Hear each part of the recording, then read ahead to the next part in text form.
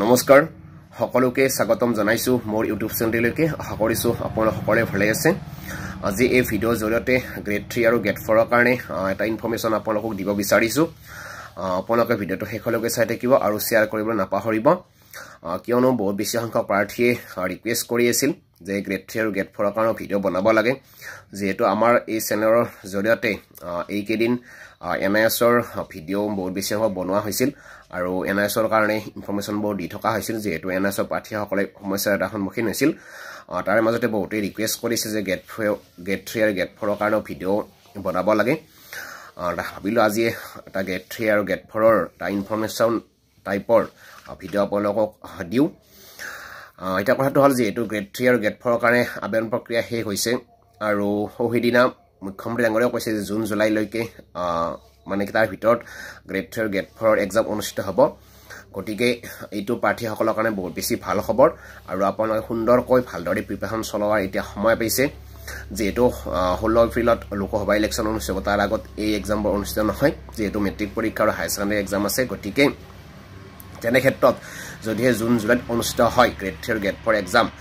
আপোনালোকৰ কাৰণে এইটো বহুত বেছি ভাল খবৰ এতিয়া কথাটো হল যে আপোনালোকে এতিয়াৰে পৰা স্পেশালি গুৰুত্ব দিব লাগিব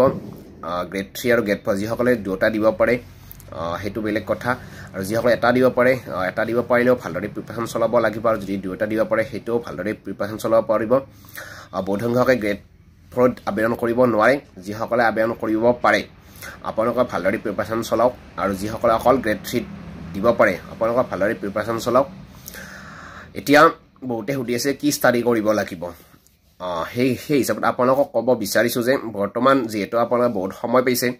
গতে ইয়াৰ আগত যিখিনি আপোনালোকে প্ৰিপাৰেচন কৰিছে সেইখিনি ভালদৰে আকৌ ৰিভাইজ কৰাৰ সময় এটা পাইছে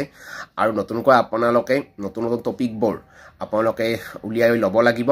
আৰু যিমান পাৰে সিমান আপোনালোকে যিবিলাক স্কুলৰ বা ক্লাছৰ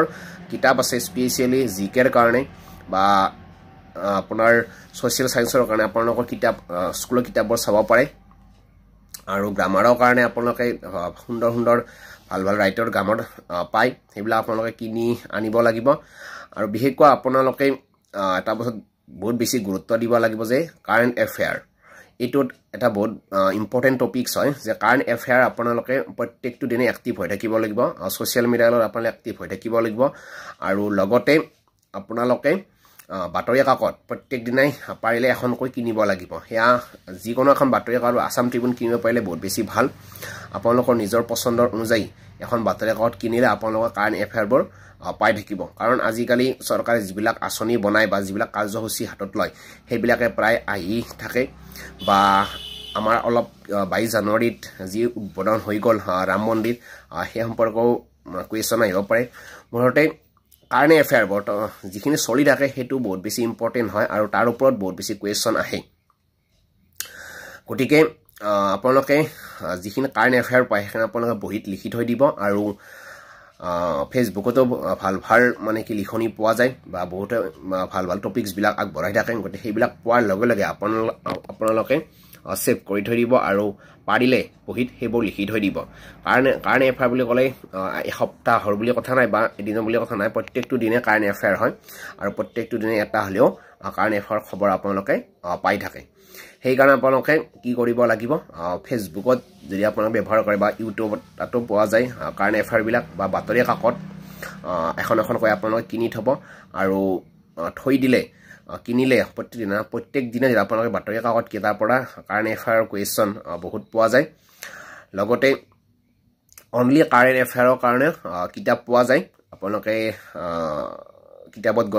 বুক ভাণ্ডাৰত গ'লে পাব আৰু নতুবা ফ্লিপকাৰ্ট এমাজন এইবিলাকৰ পৰা পোৱা যায় গতিকে আপোনালোকে য'ৰ পৰা যেনেকৈ পাৰে তাৰ পৰা আপোনালোকে কালেক্ট কৰিব পাৰিব কাৰেণ্ট এফেয়াৰৰ কাৰণে আৰু বাকী যিবিলাক মেথছে হওক বা ইংৰাজীয়ে হওক সেইবিলাক আপোনালোকে নিজৰ নিজৰ পচন্দ অনুযায়ী যাৰ যিটো বিষয়ত দুৰ্বলতা আছে আপোনালোকে কোচিং ল'ব পাৰে বা কাৰোবাৰ অভিজ্ঞ ব্যক্তিৰ সহায় ল'ব পাৰে মুঠতে যেনেকৈ পাৰে আৰু সেইটো নিজৰ নিজৰ ওপৰত বহুত বেছি ডিপেণ্ড কৰে আৰু যাৰ যিটো বিষয়ত বেছিকৈ কাৰোবাৰ গ্ৰামাৰৰ ওপৰত ইংৰাজী গ্ৰামাৰৰ ওপৰত দুৰ্বলতা থাকে কিছুমানৰ মেথছৰ ওপৰত থাকে যাৰ যিটো বিষয়ৰ ওপৰত দুৰ্বলতা থাকে